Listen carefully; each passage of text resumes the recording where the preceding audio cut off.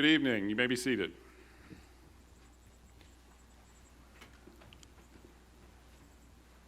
Last year we held virtual convocation, which is an oxymoron. Convocation means being called together. And no matter how good your internet connection, that doesn't happen over Zoom. So I'm especially pleased to be with you on this spectacularly beautiful evening. This is one of the most meaningful ceremonies of the academic year. Summer is a wonderful thing. Each of us enjoys the change of season, but as the weeks go by and the days gradually shorten, there's something that impels us toward this moment when summer transitions into fall.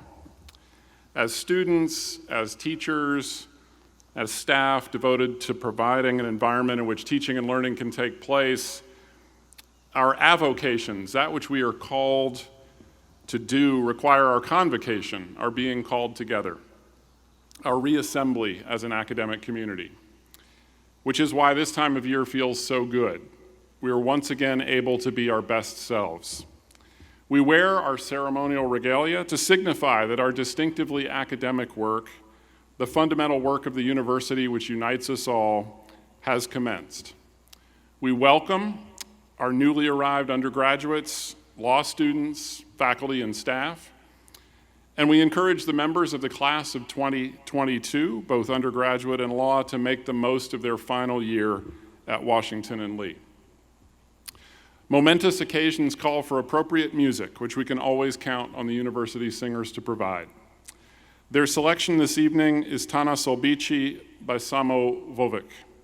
The piece was written for a Slovenian wedding celebration in which the participants strive to stomp so loudly that the surrounding mountains reverberate with happiness. The university singers prepared to perform it last year in international competition at the European Grand Prix of Choral Music, which was canceled due to COVID. As they sing it for us tonight, you may hear in their stomping not only the joy of being back together, but also the defiance of persevering through disappointment. University singers.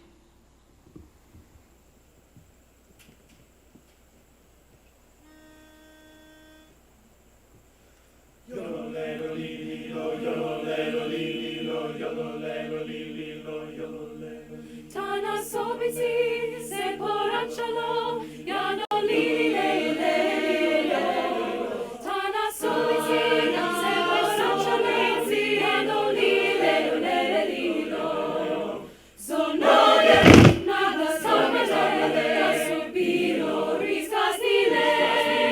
Sonore, naga sormele, subiro riscasile.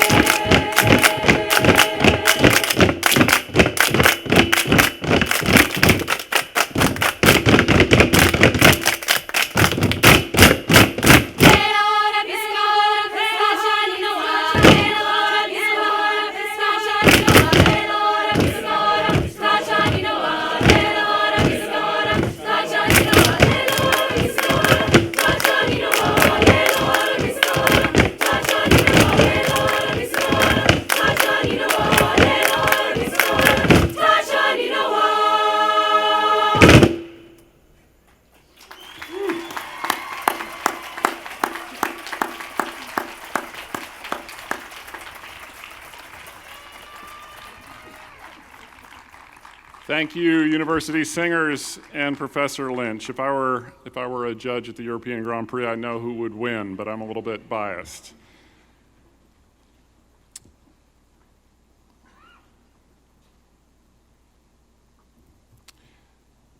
Convocation is being called together, and this year is Convocation Cubed. We're called back to school in the customary fashion after summer break. We're also called together in person after COVID forced us to keep our distance for such a long time. And we're called together as a community after a year of difficult institutional soul searching. Who is the we that is back together? And what is it that sustains our union? Our community persists over time, yet it is always in flux. Each year we welcome new members, students, faculty, and staff, as we're doing today.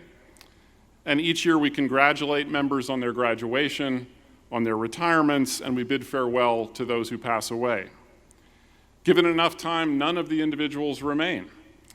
Everyone who was here in 1870, when the institution became Washington and Lee University, is gone, as we will be one day. But if all the constituent parts change, like the cells that make up our bodies, How can the whole maintain its existence? What accounts for the identity of a person or an institution or a nation?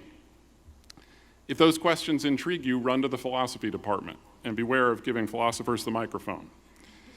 You will find, I suspect, that philosophers are better at posing good questions than arriving at conclusive answers, and I'm no exception, but let me indulge in some provisional thoughts. Community is sustained, I propose, by the continuity of shared purposes and principles, our common intentions and values, the actions they inspire, and the shared memories we have created by those deeds bind us together. I love the clarity with which we express our purposes and principles here at W&L. We have a mission, and we state it explicitly. Washington and Lee University provides a liberal arts education that develops students' capacity to think freely, critically, and humanely, and to conduct themselves with honor, integrity, and civility. Graduates will be prepared for lifelong learning, personal achievement, responsible leadership, service to others, and engaged citizenship in a global and diverse society. There's a lot packed into those two sentences, enough that I teach a whole seminar devoted to their interpretation. These powerful words, which function as our institutional North Star, manifest themselves in a variety of ways. They're the focal point of the university's strategic plan. Each of its initiatives aims to advance our mission and contribute to making the university an even better version of itself. We're making steady progress toward becoming need-blind in admission, which will enable us to admit the most compelling students every time, regardless of family financial circumstances. We're working to recruit and retain an exceptionally talented and increasingly diverse faculty and staff. We're enhancing our curriculum with new minors in data science, entrepreneurship, law, justice, and society, a new legal clinic in civil rights and racial justice, the creation of the Delaney Center, and the review of our general education requirements. We're updating our facilities with the new Duchossois Athletic Center, the Hart Center for Teaching and Learning in Labor and Library, and the soon-to-arrive Center for Inclusion and Engagement in Elrod Commons. We're also striving to serve the public good with the work that we do in community-based learning, institutional history, and sustainability. All of these efforts realize our mission a bit more fully in the world. Our purposes and principles are also evident in the lives of our alumni. The ultimate measure of a liberal arts education, I think, is the impact it has on the paths taken by its students over the course of their lifetimes. Aristotle emphasized a life cannot be properly judged until it is complete. Each year we lose some of our alumni, and this year the extraordinary life of Roger Mudd, class of 1950, came to its conclusion. Roger Mudd was a legendary broadcast journalist known for his penetrating questions, which he attributed to his training as a history major. When he asked Ted Kennedy the disarmingly simple question, "Why do you want to be president?" Kennedy's failure to offer a coherent answer famously sank his presidential campaign. Mudd won 5 Emmy Awards and was known to his contemporaries for his commitment to the truth.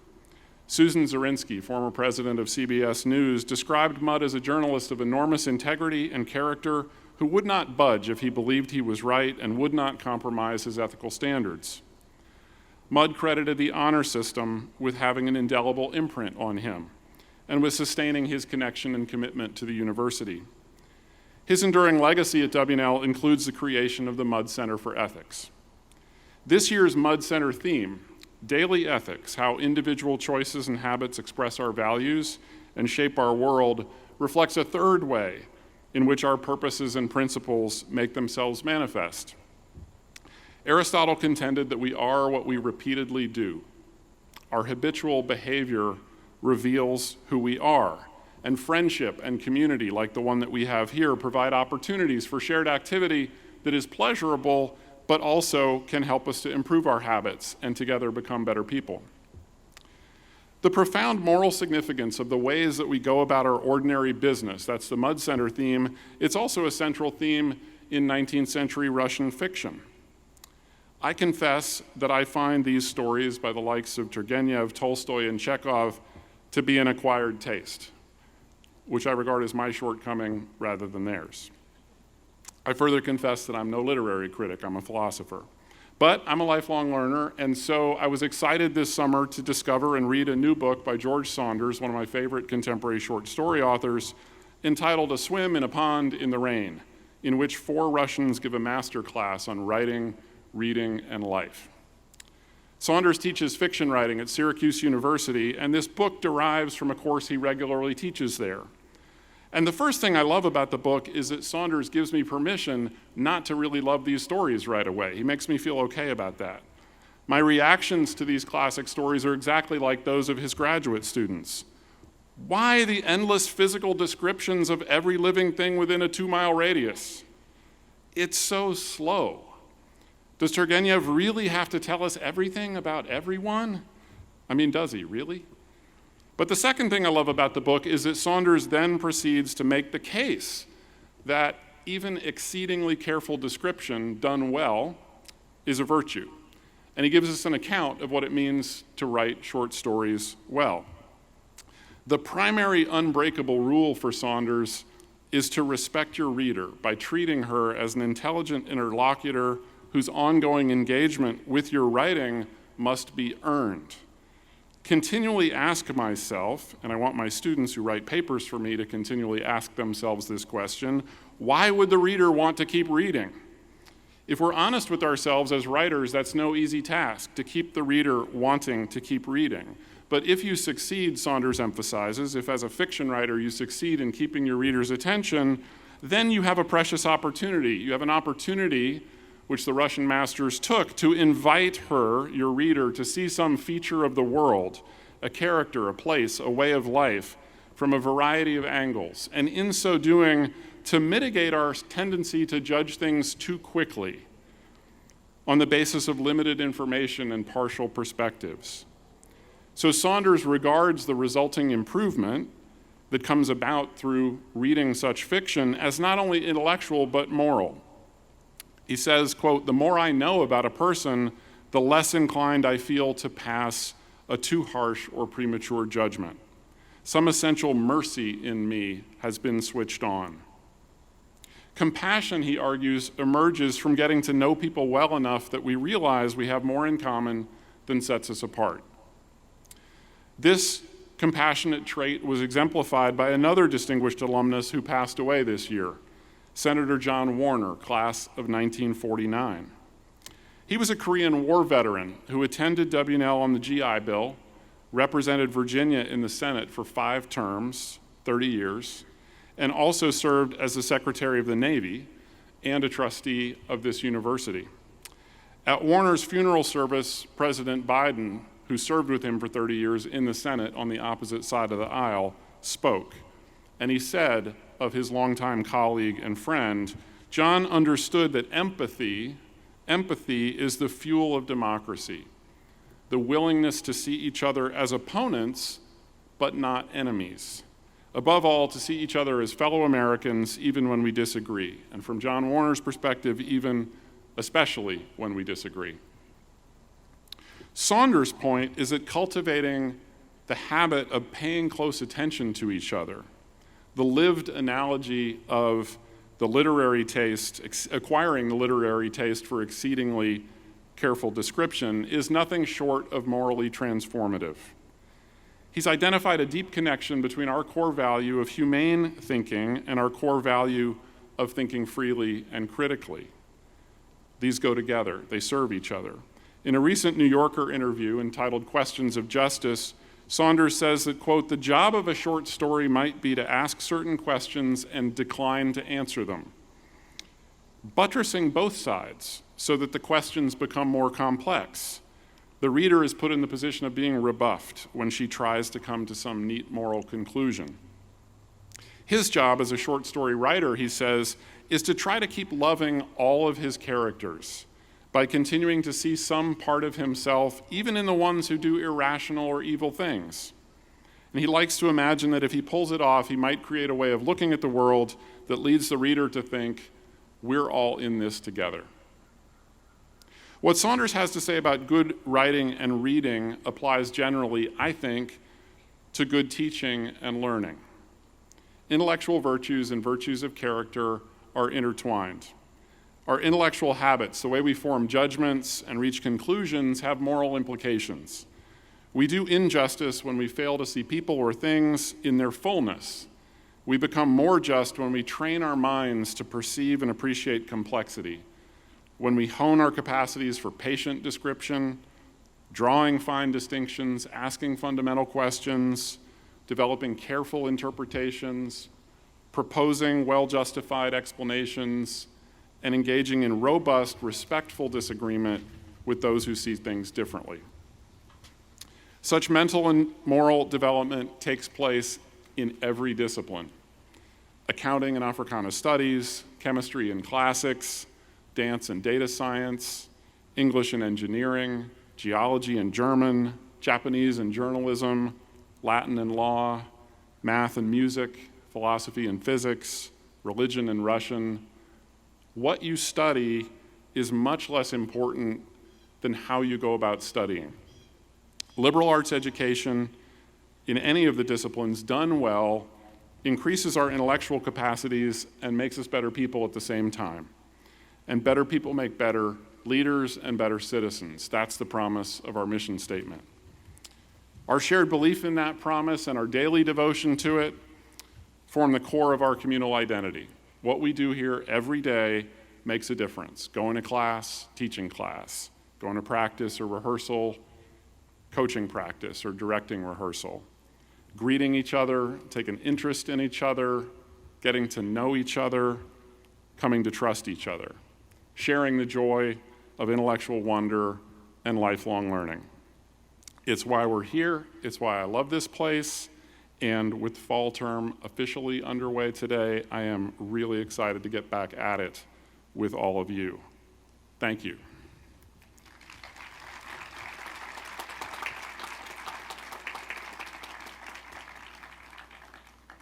To help us bring this evening's program to a conclusion, the University Singers will perform the Washington and Lee hymn.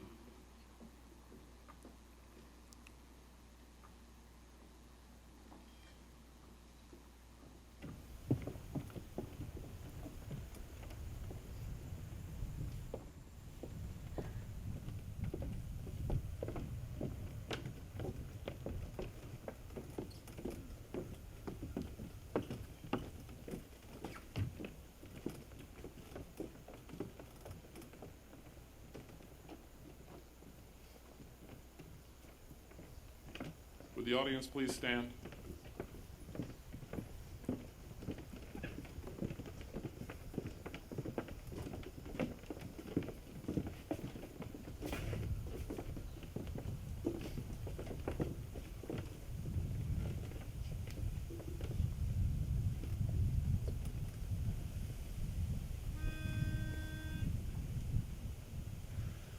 In the shadows of white columns,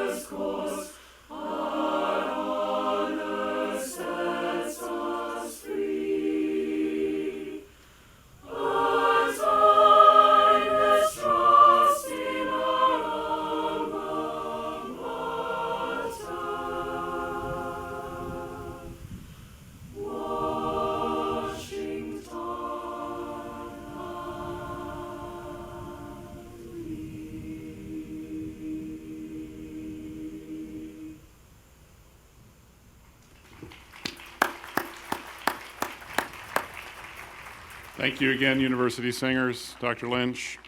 You may remain standing. I want to close by thanking the class of 1942, whose generous gift supports this convocation every year.